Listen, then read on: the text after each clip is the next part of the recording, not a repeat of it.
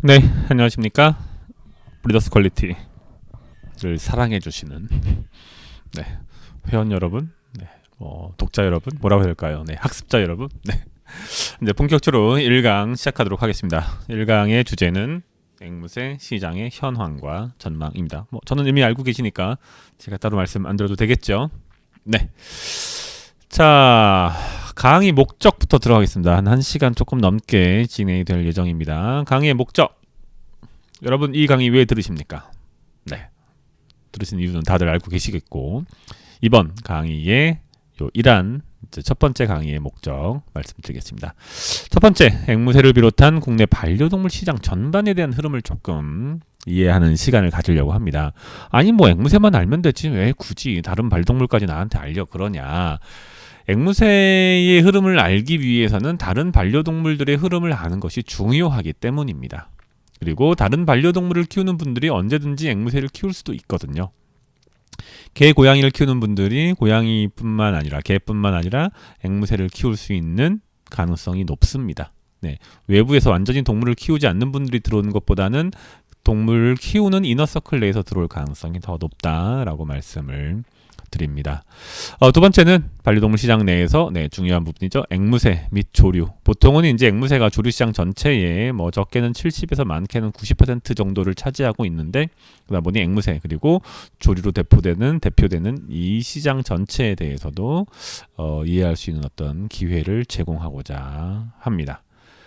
자, 이 강의를 들으면 그럼 여러분들은 어떻게 될까요? 자, 슈퍼맨이다거나 그러지는 않습니다만 최소한 이 강의를 듣고 나시면 여러분들이 이 정도는 되지 않을까라고 저는 생각을 합니다. 자, 어떻게 되냐 하면 앵무새 시장의 흐름에 대해서 기본적으로 이해를 하시고, 그 다음에 이러한 이해를 바탕으로 앞으로 앵무새 시장이 어떻게 변화할지에 대해서 예측할 수 있고, 그럼 이걸 가지고 뭐 하냐? 예측까지 해서 뭐 하냐? 내가 분점쟁이도 아니죠. 여러분의 사업 기획이나 사업 기한에 이것을 반영할 수 있게 될 것입니다.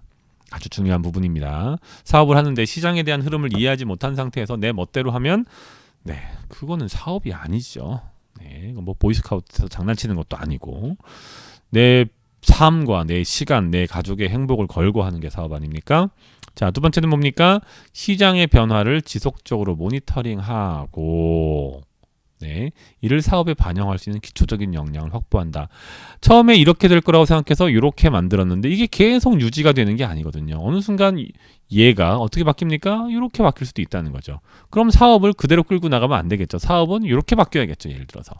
그러면 시장의 흐름을 계속해서 모니터링하고 그것에 맞추어서 나도 변화할 수 있는 어떤 역량을 확보해야 됩니다. 지금 이제 앵무새 쪽에서 가장 문제가 되고 있는 것 중에 하나가 한동안 지난 한 5년에서 10년간 국내에서 엄청난 인기를 끌었던 바로 앵무새 카페라고 하는 비즈니스입니다. 획기적인 비즈니스인 것처럼 이해가 됐고 수많은 분들이 체인점에 가입했는데 지금 문제가 발생하고 있죠. 뭐 때문에? 코로나 팬데믹 때문에 카페에 갈 수 없는 상황이 되고 있어요. 그것만 있나요? 그것뿐만이 아니죠. 또 뭐가 있습니까? 야생동물보호법, 동물보호법이 바뀌고 있죠. 그래서 동물을 키우면서 동시에 음료를 파는 형태의 업장, 즉 야생동물 카페, 앵무새 카페가 문을 닫아야 되는 상황에 지금 처해가고 있습니다. 그럼 이러한 변화상을 이해하지 못하면 어떻게 됩니까? 사업이 망하는 거죠. 이런 상황에서 앵무새 카페 하겠다고 들어가면 그 앵무새 카페 하겠다는 업주는 어떻게 되겠어요? 망하는 거죠. 이게 프랜차이즈 하는 사람 돈 벌어주는 것밖에 안 되는 거죠. 자기는 망하는 거고. 이것에 대한 이해가 필요하다라는 말씀 드립니다. 그 다음에 앵무새뿐만 아니라 앵무새와 관련된 다른 앵무새 사료, 앵무새 용품 등등의 비즈니스도 충분히 이해를 하게 만들어 드리려고 합니다. 이해가 되십니까? 자, 다음 넘어가겠습니다. 이번 1강 강의는 다음과 같은 구성을 가지고 있습니다. 자, 우선 총 5개의 서브 섹션으로 이루어져 있습니다. 첫 번째는 앵무새 사육의 역사. 앵무새를 우리가 언제부터 키우기 시작했는지, 우리나라에는 앵무새가 처음 언제 들어왔는지, 그 다음엔 앵무새 시장이 어떻게 변화해 왔는지, 특히 글로벌하게 해외에서 앵무새 시장이 어떻게 변화해 왔는지, 그 다음에는 뭐가 필요합니까? 국내 시장이 현재 어떠하고 과거 최근에는 어떠했는지. 마지막으로는 이러한 상황에서 우리나라 앵무새 시장이 앞으로는 어떠한 방향으로 변해갈지까지 알아보고자 합니다. 그러면은 여러분이 앵무새 시장에 대한 기본적인 이해를 갖추게 되지 않을까라고 조심스럽게, 아니 확언합니다. 네, 이제 앵무새 사육의 역사를 우선 좀 알아보도록 하겠습니다. 앵무새 여러분들만 좋아하는 게 아닙니다. 그럼 여러분 말고 또 누가 좋아하냐고요? 뭐 미국에서도 좋아하고 일본에서 좋아하냐고요? 네, 당연히 미국과 일본, 뭐 영국, 프랑스 다 좋아하지만 무엇보다도 고대인들도 앵무새를 좋아했습니다. 네, 고대 이집트 그리고 그리스 로마부터 앵무새를 키우기 시작했다는 사실 알고 계시나요? 네, 자료화면 잠깐 보겠습니다. 보이십니까? 네, 보이시죠? 이거 어디서 많이 본 것 같죠? 이거 어디서 많이 본 겁니까? 어디서 많이 보셨다고요? 네, 이집트 피라미드에서 많이 본 것 같지 않으십니까? 네, 이런 식으로 자신이 기르던 앵무새를 미라로 만들어서 내세의 영생을 빌었습니다. 놀랍지 않으십니까? 요건 제가 좀 정확하게 잘 기억이 안 나는데 아마 그리스 시대였던 걸로 기억합니다. 뭐 기껏해야 로마 시대에 지금 뭡니까? 앵무새입니다. 부리가 굽어 있습니다. 네, 이런 식으로 지금 현세뿐만 아니라 고대 이집트나 그리스 그리고 로마에서도 앵무새를 키웠다. 아주 오래된 것이다.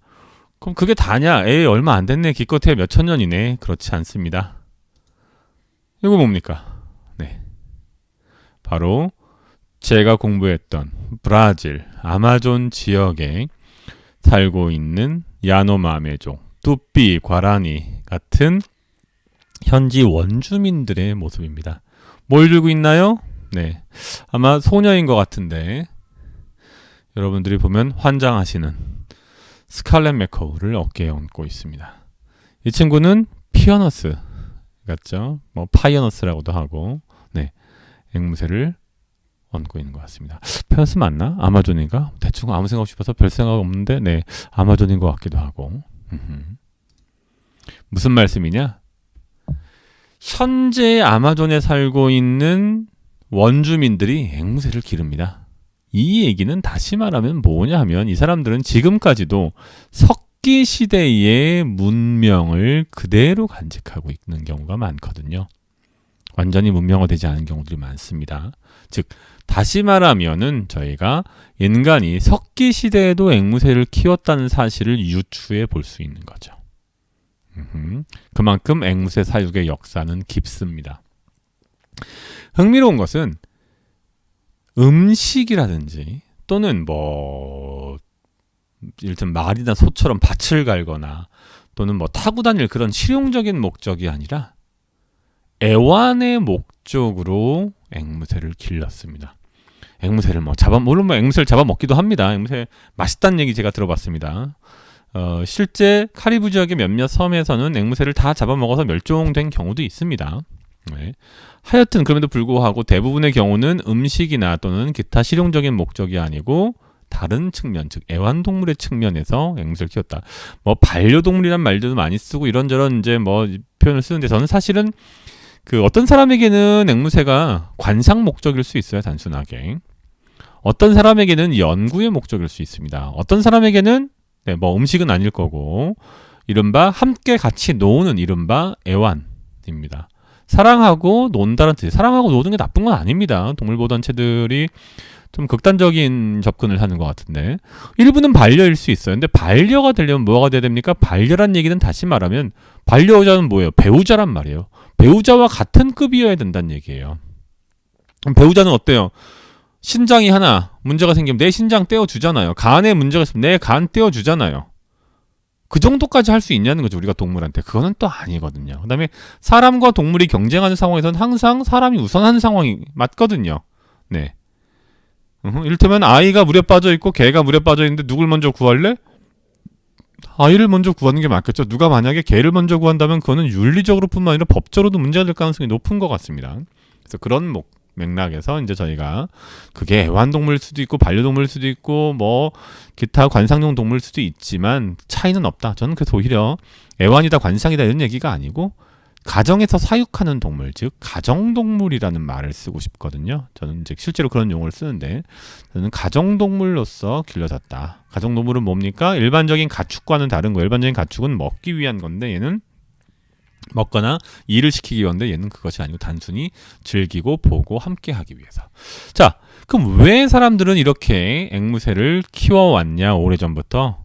바로 희귀성 때문입니다. 사람들은 어떻습니까?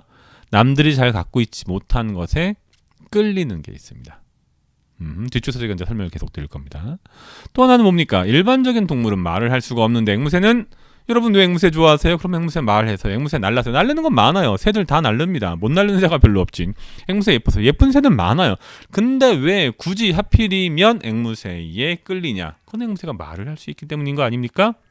네, 말할 수 있는 다른 동물 뭐가 있습니까? 뭐 까마귀, 까치, 어치, 조금말, 찍박구리 좀 말할 수 있지만 앵무새만큼은 아니라는 거죠. 자, 물론 비행에 대한 선망, 그건 이제 모든 새에게 다 적용되는 겁니다. 참고로 우리나라에서도 오래전부터 앵무새를 키워왔습니다. 심지어 고려조에도 고려 시대에도 앵무새를 키웠다는 기록이 있습니다. 자, 다음으로 넘어가도록 하겠습니다. 자, 해외 앵무새 시장을 우리가 좀 한번 알아볼 필요가 있는 것 같습니다. 해외는 우리나라의 거울이죠. 우리보다 먼저 앞서간 나라들의 궤적을 살펴보면 우리가 어떤 길로 걸어갈지에 대한 뭐 최소한의 어떤 개념 아이디어를 잡을 수 있습니다. 물론 우리나라랑 많이 다른 나라들, 대부분의 나라들이랑 다르죠. 같은 뭐 중화권 또는 뭐 중국의 영향을 받았던 아시아, 동아시아 국가들도 차이가 있는데 유럽의 국가와 우리 국가가 어떻게 같을 수 있냐라고 반문할 수 있지만 인간이라고 하는 존재가 가지고 있는 기본적인 것들이 있다는 거죠. 그런 맥락에서 우리가 이해하자라고 보시면 되겠습니다. 자, 앵무새가 유럽에 본격적으로 유입되기 시작한 것은 언제부터? 1500년대부터입니다. 그 이전에도 물론 그리스 로마 시대에 유입이 됐지만 그 당시 그리스 로마 시대에 또는 초기 뭐 중세 유럽에 유입됐던 앵무새들은 다 어디를 통해서 들어왔습니까? 여기가 이제 영국이 있죠. 이렇게 영국이 섬이 있고 여기는 아일랜드가 있고 그 밑으로 이렇게 스페인, 포르투갈, 이베리아 반도가 있고 지중해가 있어서 유럽이 이렇게 구두반도 이렇게 나와 있고 쭉 해서 이렇게 아프리카죠. 아이고. 네. 여기 아프리카입니다. 그런데 초기 단계의 앵무새는 다시로 어디서 왔습니까? 아프리카에서 바로 여기 지금 이제 이베리아 반도가 있고 지중해가 있고 이렇게 여기에서 여기로 왔던 거예요. 여기 뭐가 있어요? 여기 아무것도 없어요. 여기 이집트가 있죠. 네, 사막지대요. 그러면 앵무새는 어디서? 요 밑에서 이렇게 올라온 거죠. 여기 뭐가 있어요? 아프리칸 그레이가 가장 대표적인 앵무새죠. 네, 아프리칸 그레이가 실제로 많이 들어왔어요. 또 아니면 뭐가 있습니까? 아프리칸 링넥 패러켓이 있죠. 아시아 지역에서도 올 수 있지만 멀어요. 오기가 힘들었어요. 그래서 주로 아프리카에서 왔었는데 1500년대 이후에 어떤 일이 벌어졌습니까? 요 반대편에 있는 북아메리카와 남아메리카를 발견하게 되죠. 이건 북이고 이건 남입니다. 그림은 거지같이 그려서 죄송합니다. 네, 제가 그림을 워낙 못 그려서. 자, 남미를 발견하면서부터 서인도 제도를 발견하고 중브라질을 발견하면서부터 어떤 일이 벌어집니까? 이 지역에 살고 있는 아름다운 깃털의 앵무새들이 엄청나게 수입됩니다. 아름다운 깃털의 앵무새들, 말 잘하는 앵무새 뭐가 있습니까? 아마존. 또 뭐가 있습니까? 메커우. 네, 무지막지한 규모로 일로 들어가게 됩니다. 당시 1500년대에 지금도 남아있는 포르투갈어로 되어 있는 기록에 따르면 용병 한 명의 1년치 급여하고 앵무새 한 마리의 가격이 같을 정도였어요. 용병 한 명이 목숨 걸고 일하는 군인 아닙니까? 그러면 그 사람들은 얼마예요, 급여가? 지금으로 따지면 못해도 한 5, 6천만 원 한다는 거예요. 근데 그런 사람의 급여하고 앵무새 한 마리의 가격이 같을 정도였습니다. 유럽의 경우는 뭐 미국도 마찬가지고 1960년대부터 이제 활발하게 앵무새를 키우기 시작했고 그 이후에는 이제 성감별 기법이 아직은 그때까지는 제대로 만들어지지 않았기 때문에 어려움을 겪었지만 성감별이 쉬워지면서부터 번식이 훨씬 용이해집니다. 한 가지 초기에는 현지에서 거의 무제한적으로 공급이 됐어요. 그러다 보니까 어떻습니까? 앵무새를 굳이 번식시킬 필요도 없었고 번식시킬 수 있는 기술도 물론 없었던 겁니다. 일단 성감별이 안 되는 건데. 그런데 시간이 흘러가면서 어떻게 됐습니까? PCR이라고 하는 기법이라든지 또는 그보다 먼저 서지컬 섹싱, 즉 수술적 기법을 통해서 암수를 구분할 수 있게 되면서 앵무새 번식이 조금 더 용이해지기 시작했고 그 추후에는 미국과 유럽 지역에서 야생 개체를 수입한 야생 조류를 수입하는 것을 엄격히 금지하기 시작합니다. 그러면서부터 여기서 이제 국내는 유럽과 미국, 북미 지역의 번식 시설이 성장하기 시작합니다. 물론 그것뿐만은 아니죠. 사이테스가 발효되고 나니까 해외로부터 이제 수입이 안 되는 것도 있었고 더 나아가서 서구 사회의 경제 부음을 겪었죠. 네, 엄청나게 경제적으로 성장하게 됩니다. 그러다 보니 당연히 이국적인 동물에 대한 대중적인 수요가 증가한 겁니다. 최근에 어떤 얘기가 나오고 있습니까? 코로나 팬데믹으로 인해서 반려동물의 숫자가 늘어나고 있다라고 합니다. 그런 맥락에서 이해하시면 되겠습니다. 자, 조금 더 나가보도록 하겠습니다. 잘 따라오고 계시죠? 뭐 어려운 얘기들은 아닙니다. 부드럽고 이제 단순한 얘기들입니다. 자, 과거를 봤으니까 현재를 봐야 되겠죠? 앵무새 시장이 어떻게 변화하고 있는지 북미와 유럽 지역을 중심으로 한번 살펴보도록 하겠습니다. 자, 여기 최신 자료가 있습니다. 2000년부터 2017년까지 반려동물로 길러진 동물의 종을 나타내고 있습니다. 어디서? 세 개 국가입니다. 하나는 코스타리카, 하나는 아우스트랄리아, 세 번째는 미국입니다. 코스타리카는 조그만 나라니까 저희가 뭐 그냥 무시해도 관계는 없는데, 자, 미국의 경우 어떻습니까? 네, 반려동물 중에서 버드가 차지하는 비중이 5에서 최대 13% 정도까지 됩니다. 엄청나죠? 어마어마합니다. 우리나라는 불과 1.6에서 2.5% 남짓을 벗어나지 못하는 걸로 뭐 뒤쪽에서 나올 겁니다만. 자, 아우스트랄리아는 어떻습니까? 와우, 무려 17.6%에 달합니다. 네, 17.6%.